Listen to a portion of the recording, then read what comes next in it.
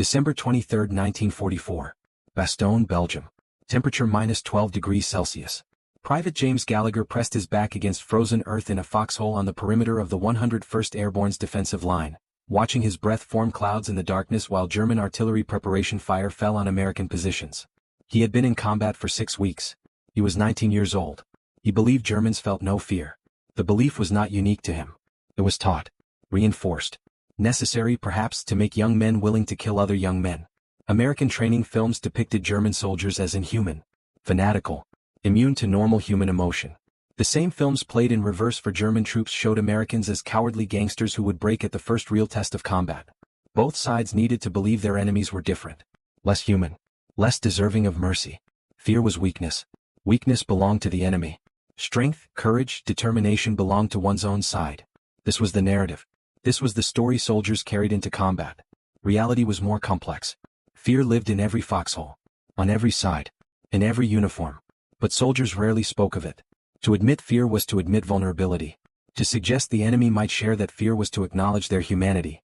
And acknowledging humanity made killing harder. The night was quiet between artillery barrages. No wind.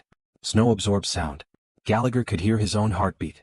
Could hear the man next to him breathing rapidly. Could hear, from somewhere in the darkness beyond the American perimeter, German soldiers calling to each other. The language was foreign. The tone was familiar. Exhaustion. Cold.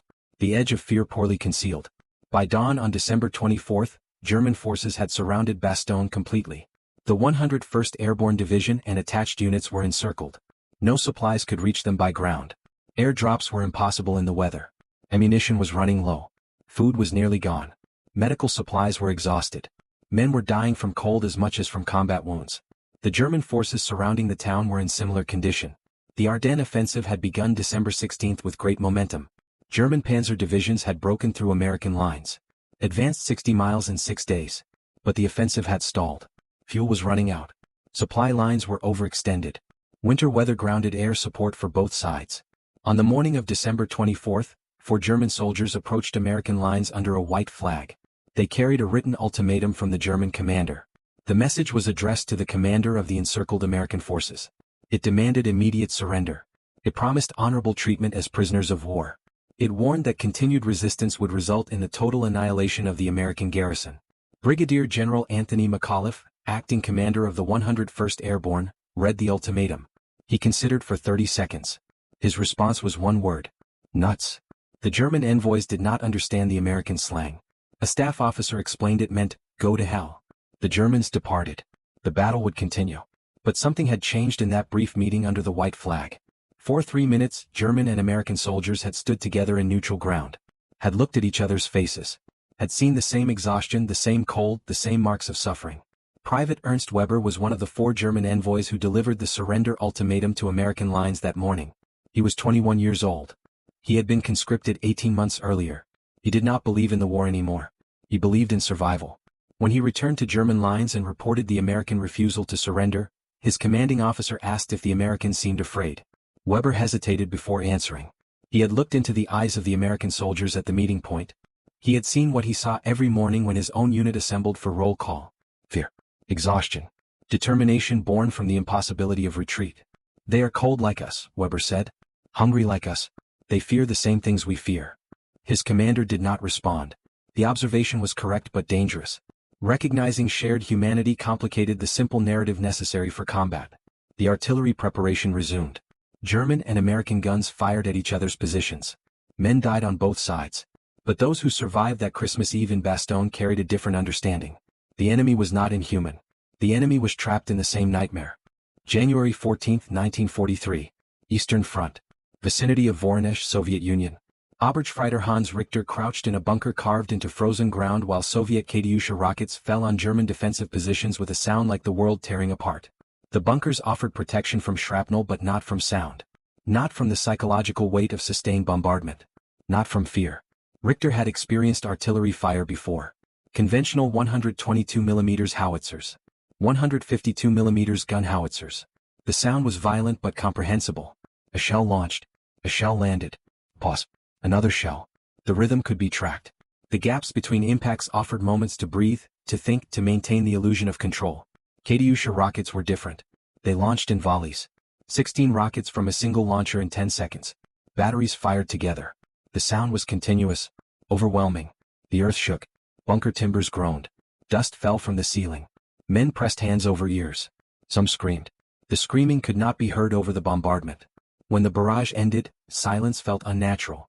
Ears rang. The world seemed muted. Richter climbed out of the bunker. Looked across the frozen steppe. The bombardment had lasted 6 minutes. German defensive positions were destroyed. Trenches collapsed. Equipment burning. Bodies scattered across snow. He heard shouting from the Soviet lines 800 meters away. Russian words. The tone was familiar. Officers rallying troops. Infantry preparing to assault. The attack would come within minutes. Richter checked his weapon. Looked at the men around him. Saw the same expression on every face. The aftermath of sustained fear. The knowledge that more fear was coming. The Soviet infantry assault began at 9:15. They advanced across open ground through knee-deep snow. German machine guns opened fire. The first wave went down. The second wave continued. More fell. The attack stalled 400 meters from German lines. Soviet artillery resumed firing. Not Katyushas this time. Conventional guns. The fire was targeted now. Precise. Individual German positions identified and destroyed one by one. Richter's bunker took a direct hit at 9:47. The shell penetrated the timber roof. Exploded inside. 4 men died instantly. Richter survived because he was standing near the entrance. The blast threw him backwards out of the bunker into the trench. He lay in snow. Could not hear. Could not see properly. Blood ran down his face from a head wound. He touched his helmet. There was a hole in the steel. Shrapnel had penetrated but lost velocity passing through the metal. The fragment had cut his scalp but had not penetrated his skull. Soviet infantry reached German trenches at 10:05.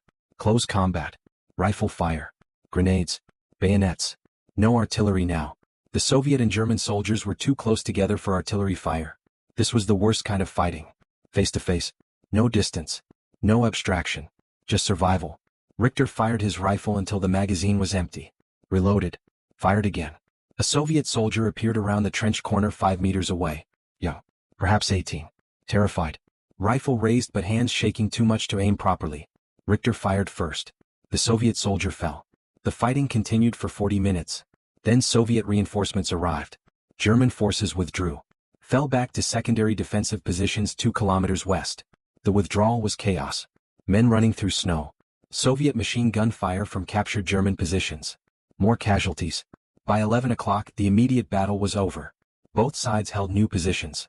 Both sides counted their dead. Both sides prepared for the next artillery barrage. Because there would be another barrage. And another battle. This was the Eastern Front. The war here was measured in dead per kilometer. The advance was measured in meters per day. That evening Richter sat in a new bunker with survivors from his company. No one spoke. There was nothing to say. They had experienced what Soviet soldiers experienced every day.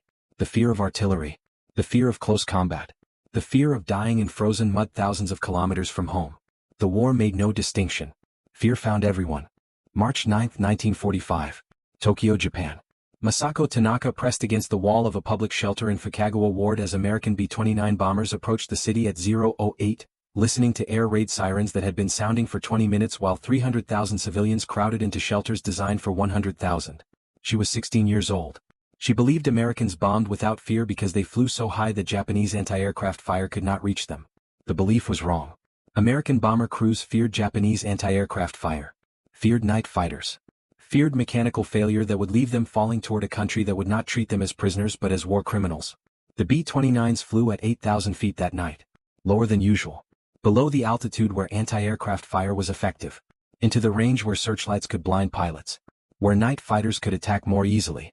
The flight path of the American bombers that night was carefully planned. Wind direction. Target approach. Escape route. The plan was to create a firestorm. Drop incendiary bombs in a specific pattern to generate winds that would feed the fires. Turn sections of Tokyo into an oven. The first bombs fell at 0:15. M69 incendiary clusters. Each cluster contained 48 individual bomblets. Each bomblet contained napalm. The bomblets separated at 2,000 feet. Fell in a pattern covering 200 meters. When they hit buildings they burned through wood and paper construction. Japanese homes offered no protection from fire. Tanaka heard the impacts. Felt the building shake. The shelter was concrete. Designed to withstand conventional bombs. But these were not conventional bombs. These were incendiaries. They created fire, not explosions. Fire did not destroy concrete shelters. Fire consumed oxygen. The temperature inside the shelter began rising at 0.25. People near the entrance could see flames outside, could see the street burning, could see people running. Some ran toward the shelter seeking safety. The shelter was already overcrowded. There was no room. People at the entrance pushed back those trying to enter. People outside tried to force their way in. Bodies crushed against bodies. By 0:40, the temperature inside the shelter exceeded 40 degrees Celsius. People began fainting. Children cried. Adults shouted. The sound echoed in concrete space. Panic was contagious. Some people tried to leave, pushed toward the entrance. But the entrance was blocked by those trying to enter. No one could move in either direction. Tanaka pressed her face against the concrete wall. The stone was cooler than the air. She focused on breathing slowly, on not panicking. Panic killed. She had been told this in school. Told to remain calm during air raids. Told that Americans would not win because their pilots feared death while Japanese pilots embraced it. But she heard something in those moments that contradicted what she had been taught. Someone near her in the darkness was speaking English. American English. A woman's voice. Speaking rapidly. Praying. Tanaka knew enough English to understand some words. Please God. Please God. Please let us survive. The voice belonged to Ruth Miller. American missionary. Age 28. Trapped in Tokyo after Pearl Harbor. Interned for 6 months. Released into house arrest. Living in Fukagawa ward. Caught in the same air raid. Taking shelter in the same bunker. Feeling the same heat. Breathing the same oxygen-depleted air. Experiencing the same fear. Miller was praying in English because prayer was reflex. When humans face death, they return to their first language, their deepest conditioning, their most fundamental beliefs. Miller believed in God. Believed prayer mattered. Believed also that she might die in this shelter. Killed by bombs dropped by her own country's air force. The irony was absolute. American bombs falling on an American missionary. But the bombs made no distinction between American and Japanese. Between civilian and combatant. Between guilty and innocent. Fire burned what it touched. That was the nature of incendiary warfare. The raid continued until 2:37. Nearly 2.5 hours. When it ended, 16 square miles of Tokyo were burning. The firestorm had worked exactly as planned. Winds created by the fires reached 70 miles per hour. Temperatures in some areas exceeded 1,000 degrees Celsius. Bodies in the streets were carbonized. Burned so completely that they crumbled when touched. Tanaka survived. Miller survived. They emerged from the shelter into a dawn landscape of ash and smoke and bodies. Neither spoke to the other. Language barrier. Cultural barrier.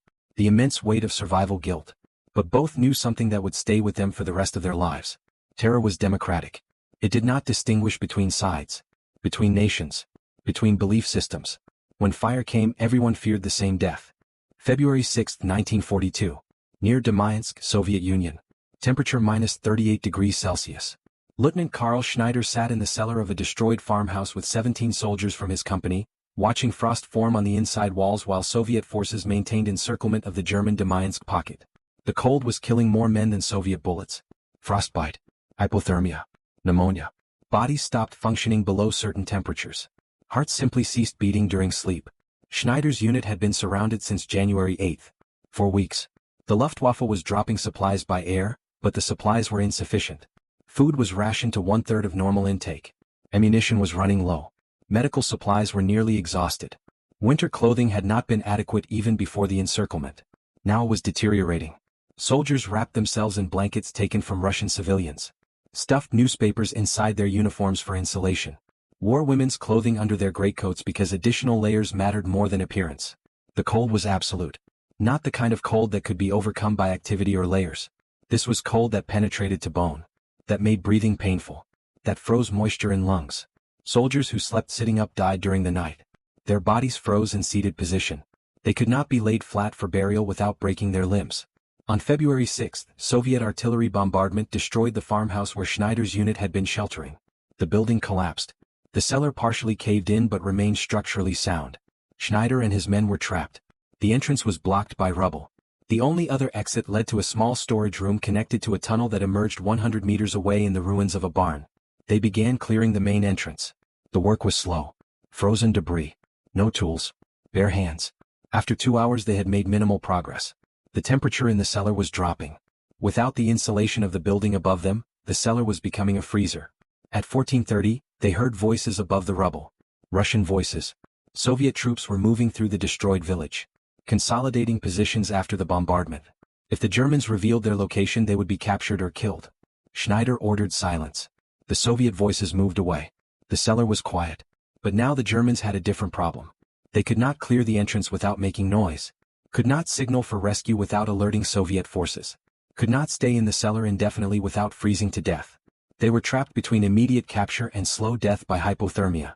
Schneider decided to try the tunnel. 6 men volunteered to go first. They crawled through darkness toward the barn. The tunnel was partially collapsed in places. They dug through with bare hands. It took an hour to reach the barn. The barn was occupied. Soviet soldiers had established a defensive position there. The Germans could hear them talking. Could smell cigarette smoke. Could hear the sound of equipment being moved. The exit from the tunnel was visible from Soviet positions. Anyone emerging would be shot immediately. The 6 Germans retreated back through the tunnel to the cellar. Reported the situation. They were trapped. Soviet forces above. Soviet forces at the tunnel exit. Temperature dropping. No food.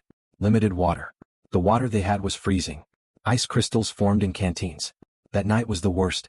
Temperature in the cellar dropped to -40 degrees. Men huddled together for warmth. Shared blankets.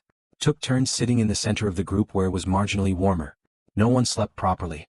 Sleep meant death at that temperature. Morning of February 7th. 3 soldiers were dead. Died during the night from hypothermia. Their bodies were stiff. Schneider and the survivors knew they would join them if they stayed another night. They had 2 choices. Surrender to Soviet forces. Or attempt to fight their way out. Neither option was attractive. Soviet treatment of prisoners on the Eastern Front was harsh.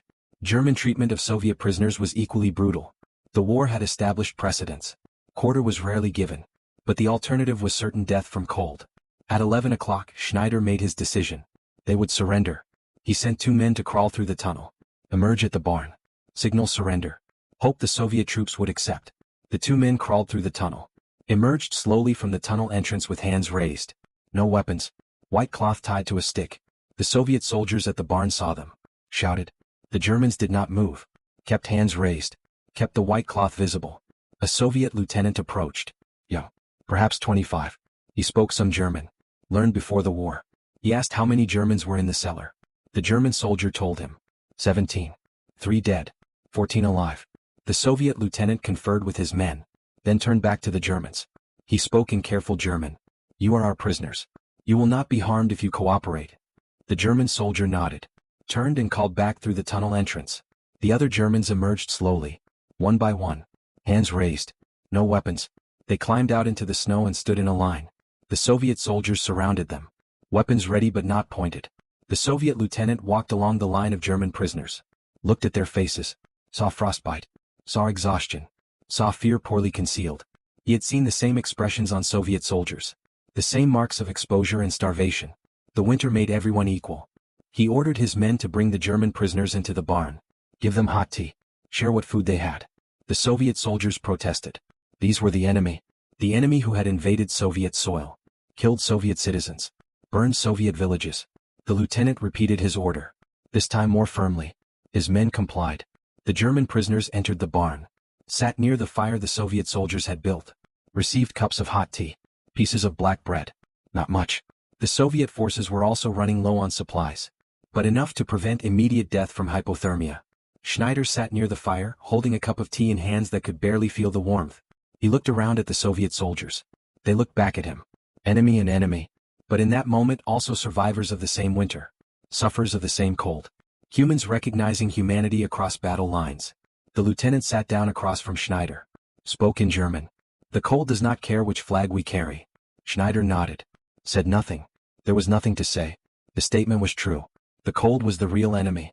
Had been the enemy for both sides throughout the winter. Soviet soldiers froze in their trenches. German soldiers froze in theirs. Frostbite did not distinguish between Wehrmacht and Red Army. Hypothermia killed Democrats and fascists with equal efficiency. August 17, 1943. Morning sky over Schweinfurt, Germany.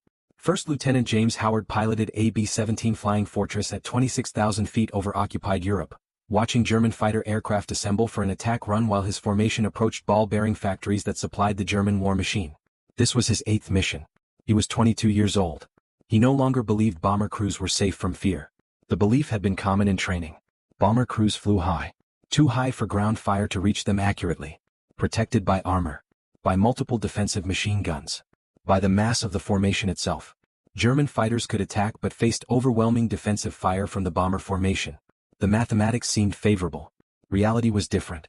German fighters attacked in coordinated waves, focused their fire on individual bombers, broke formations apart.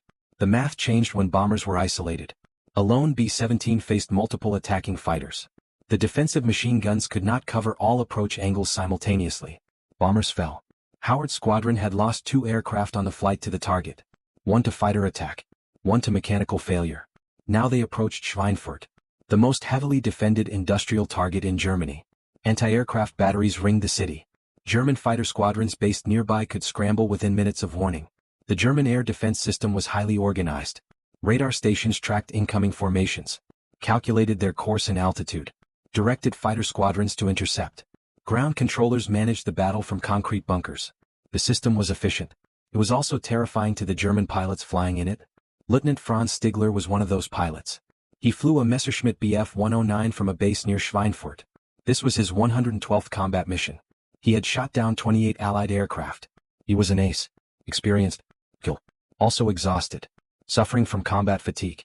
Experiencing what doctors were beginning to recognize as operational stress reaction. What would later be called PTSD. Stigler took off at 10:15 with his squadron. 12 aircraft. Their orders were simple. Intercept the American bombers.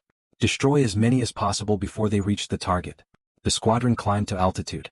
Positioned themselves for attack. The American formation was visible from 20 kilometers away. More than 200 bombers. B-17s and B-24s. The sky was full of them. The German squadron attacked at 10:43. Standard attack pattern. Head-on approach. Fire at the lead bomber. Break away below. Climb for another pass. The American gunners opened fire when the German fighters came within range. Tracers filled the air. The sky became a web of intersecting fire. Stigler fired a burst at the lead bomber. Saw his rounds impact the nose section. Saw the plexiglass shatter. Broke away and dove below the formation. Climbed again. Looked for another target. Saw a B-17 falling out of formation. Engine smoking. One wing damaged. The bomber was losing altitude. Spiraling slowly downward. Standard procedure was to finish the damaged bomber. Fire until it exploded or crashed. Confirm the kill. But Stigler hesitated. The bomber was going down anyway. The crew was already condemned. Adding more fire seemed unnecessary. He flew closer. Drew alongside the damaged bomber. Close enough to see into the fuselage through holes in the metal skin. Saw wounded crew members. Saw blood. Saw the pilot struggling to control the aircraft. The bomber's defensive guns were silent. The gunners were dead or incapacitated. The bomber was defenseless. Stigler had been told that American bomber crews received orders to shoot German pilots who had bailed out of their fighters. To kill them in their parachutes. He had believed this once. But looking at the wounded men in the damaged bomber, he doubted. These men were not murderers. They were soldiers. Terrified soldiers trying to survive. Howard, piloting the damaged bomber, saw the German fighter fly alongside. Saw the pilot looking at him. Expected the fighter to fire. To finish the job. But the German fighter did not fire. Instead, it positioned itself between the damaged bomber and other German fighters. Shielded it. Prevented other pilots from attacking. Stigler flew escort for 15 minutes. Guided the damaged bomber toward Allied-controlled airspace. Then waggled his wings in salute and broke away. Howard, watching the German fighter depart, understood what had happened. The enemy pilot had saved them.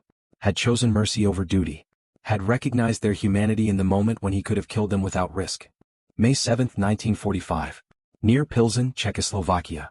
Private Robert Mueller stood at the entrance to a German prisoner compound watching Soviet forces escort captured Wehrmacht soldiers into enclosures, while his company of the Third Army secured the area following German surrender.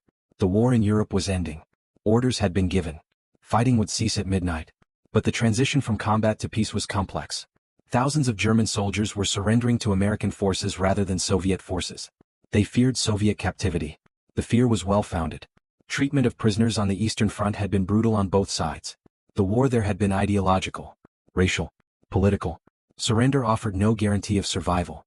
German soldiers who fell into Soviet hands often faced execution or slow death in labor camps. Soviet soldiers captured by Germans faced similar fates. The mutual cruelty had escalated throughout the war. By May 1945, the death toll on the Eastern Front exceeded 20 million. German soldiers surrendering to American and British forces believed they would be treated according to Geneva Conventions. Would be fed, housed, protected from summary execution. The belief was generally correct. Western Allied forces followed international law regarding prisoners. But the system was overwhelmed. Too many prisoners. Too few resources. Temporary compounds held thousands of men in open fields with minimal shelter or sanitation. Mueller walked among the prisoners. Looked at their faces. Saw exhaustion. Relief. Residual fear. They had survived combat. Survived the collapse of their army. Survived the chaos of retreat. Now they faced uncertainty. Would they be sent to Soviet-controlled territory? Would they be repatriated eventually? Would they see their families again? One prisoner sat apart from the others. Older than most. Perhaps 45. Thin. Gray-haired. Mueller recognized the insignia. Oberst. Colonel. An officer. Officers were separated from enlisted men in prisoner processing. This man would be interrogated. Moved to a different compound. Possibly tried for war crimes depending on his unit's history. Mueller approached. The German officer looked up. His face showed no emotion. No fear. No hope. Just exhaustion that went beyond physical tiredness. The exhaustion of someone who had witnessed too much. Done too much. Survived too much. Mueller spoke in German. Basic phrases learned during training. Name. Rank. Unit. The officer responded. Oberst Heinrich Kessler. Commander, 276th Infantry Division. Mueller wrote down the information. Asked additional questions. Where was the unit deployed? What operations did it participate in? The officer answered mechanically. Provided military information. Nothing classified. The war was over. Secrecy no longer mattered. Then Mueller asked a different question. Not on the standard interrogation form. Just curiosity. Perhaps recognition of shared experience across enemy lines. What was the worst part? Kessler looked at Mueller for a long moment. Considered the question. Considered whether to answer honestly. Finally spoke. The fear. Every day. Every battle. The fear never went away. We were told German soldiers do not fear. But we feared. We feared constantly. Mueller nodded. He understood. He had felt the same fear. Different uniform. Different flag. Same fear. He had been in combat for 7 months. From Normandy to Germany. He had been afraid every day. Afraid of artillery. Of snipers. Of mines. Of dying in a country whose name he could barely pronounce. We were told the same thing, Mueller said. That Americans were brave. That Germans were the ones who feared. Both sides were lying. Kessler almost smiled. Almost. Perhaps that is the only truth of war. Fear. Everything else is propaganda. They stood in silence for a moment. Enemy and enemy. Victor and vanquished. But also two men who had survived the same nightmare. Who had learned the same lesson. That war taught fear to everyone. That terror was the common language. That when shells fell and bullets flew, everyone experienced the same primal human reaction. The moment passed. Mueller moved on to the next prisoner. Continued his assignment. But the conversation stayed with him. Years later, long after the war, he would remember it. Would remember the German colonel's words. Would recognize in them something he had spent 50 years trying to articulate. The war had taught him many things. Tactics. Weapons. Geography. But the most important lesson was simpler. Humans were human. Fear was universal. And in combat, that fear made everyone equal. November 11, 1975. Veterans Day. Washington, D.C. Franz Stigler stood in a hotel lobby reading a magazine article while waiting to meet an American bomber pilot he had saved 32 years earlier. The meeting had been arranged through years of searching. Stigler had immigrated to Canada after the war. Had become a successful businessman. But he had never forgotten the damaged bomber he had escorted to safety in 1943. Had wondered if the crew survived. Had wondered if they knew he had spared them. In 1974, Stigler read an article in a military history magazine. An American author was trying to locate a German fighter pilot who had saved a B-17 crew in 1943. The article described the incident. The location. The date. The aircraft markings. Stigler recognized the story. He contacted the magazine. Provided his identity. The magazine connected him with Charles Brown, the pilot of the damaged bomber. Brown had survived the war. Returned to the United States. Built a life. But he had never forgotten the German pilot who had saved his crew. Had carried the memory for 30 years. Had searched for information. Had finally published the article that reached Stigler. Now they would meet. Two old men. Former enemies. Connected by a moment of mercy in 1943. Stigler was nervous. He did not know what to expect. Would Brown be angry? Resentful? Would he see Stigler as an enemy despite the passage of time? The war had been complex. Moral ambiguity was uncomfortable. Easier to maintain simple narratives. Germans were evil. Allies were good. But Stigler knew the reality had been more complicated. Brown arrived at 1400 hours. Tall. Gray-haired. 74 years old. He walked across the lobby towards Stigler. Extended his hand. They shook. No words initially. Just recognition. They sat in the hotel restaurant. Ordered coffee. began talking. Brown described the mission, the fighter attack, the damage to his aircraft, the moment when Stigler flew alongside, the escort to Allied airspace. Stigler described his perspective, his hesitation to fire on a defenseless bomber, his decision to escort rather than destroy, his fear that he would be caught and shot by his own commanders for failing to finish an enemy aircraft. They talked for 6 hours, shared stories, compared experiences, discovered the similarities. Both had feared for their lives throughout the war. Both had doubted the propaganda they had been told. Both had recognized in combat that the enemy was human, that fear was universal, that mercy was possible even in the midst of war. Brown showed Stigler photographs of his crew. 10 men. 7 had survived the war. 2 died in combat on later missions. 1 died from injuries sustained in the damaged bomber. But 7 lived, had families, built careers, lived full lives, because Stigler had chosen not to fire. Stigler showed Brown photographs of his squadron. 12 pilots. 5 survived the war. 7 died in combat, shot down by Allied fighters, by anti-aircraft fire, by accidents. The survival rate for German fighter pilots had been lower than for American bomber crews. The fear had been justified for both sides. They established a friendship that lasted until both men died. Stigler in 2008 at age 92. Brown in 2008 at age 87. They corresponded regularly, met several times, spoke at military history conferences together. Their story became known. An example of humanity persisting in war, of mercy overcoming enmity, of shared fear creating connection between enemies. The bomber crews and fighter pilots are gone now. The soldiers who froze on the Eastern Front. The civilians who survived air raids. The prisoners who changed hands at war's end. They are gone. Their wars are history. But what they learned remains. Fear was the common language. It transcended ideology, nationality, propaganda. When artillery fell, everyone sought cover. When fire burned, everyone fled. When aircraft attacked, everyone feared. The uniforms were different. The flags were different. The words were different. But the fear was identical. Recognition of that fear did not end the war. Did not prevent atrocities. Did not make peace inevitable. But it created moments, pauses, decisions. Times when enemies saw each other's humanity. When mercy was chosen over cruelty. When survival was recognized as a shared need rather than a competitive goal. The prisoners given tea in a Soviet barn. The bomber crew escorted to safety by an enemy pilot. The German officer who admitted he had feared constantly. The American soldier who understood. These were not grand gestures. Not turning points that changed the war's outcome. Just moments. Small recognitions. Brief acknowledgments that fear made everyone human. The wars ended. The survivors rebuilt their lives. But they carried those moments with them. Told the stories. Wrote them down. Passed them to children and grandchildren. The stories survived because they contained a truth that peacetime wanted to deny. That enemies were not inhuman. That propaganda was false. That the divisions between nations were artificial compared to the shared experience of fear. When the next wars came, new soldiers learned the same lessons. Different locations. Different weapons. Different uniforms. Same fear. Same recognition. Same moments when enemies acknowledged each other's humanity across battle lines. History repeated. Not because humans failed to learn, but because the lesson was one that could only be learned through experience. Only understood by those who had stood in the fire. Only remembered by those who had known absolute terror and had recognized it in the eyes of their enemies. The words remain. The documents. The photographs. The recorded testimonies. Veterans speaking slowly, choosing words carefully, trying to convey something beyond facts. Beyond dates and locations. Beyond kill counts and casualty statistics. Trying to explain that the enemy was afraid. That recognizing that fear changed something. Not the war. Not the outcome. But something internal. Some understanding about human nature that could not be unlearned. Bastogne. Voronezh. Tokyo. Schweinfurt. Pilsen. The names are history now. But in each place at specific moments, enemies shared the same fear. And in sharing it, recognized each other as human. The recognition did not end the violence. Did not prevent more death. But it persisted. Echoed. Survived in memory. Lived in the stories told by survivors. The lesson was simple. War taught fear to everyone.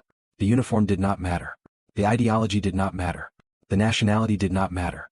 When death came close, when survival hung by seconds, when the world narrowed to the immediate present, humans responded the same way. They feared. And in fearing they were equal.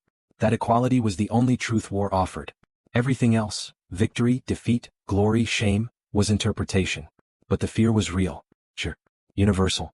And in the moments when enemies recognized that shared fear in each other, they saw something propaganda could not hide. That war made everyone afraid. That being afraid made everyone human. And that humanity persisted even in the midst of calculated violence and systematic destruction. The wars ended. The survivors lived. Their stories remain. Not as celebrations of heroism. Not as condemnations of cruelty. Just as testimonies to a simple truth. When enemies shared the same fear, they recognized what they had always been. Human. All of them. On every side. Carrying the same burden. Experiencing the same terror. Hoping for the same survival. Wanting, when all else was stripped away, simply to live through the next moment. The fear was the same. That was what the war taught. That was what remained.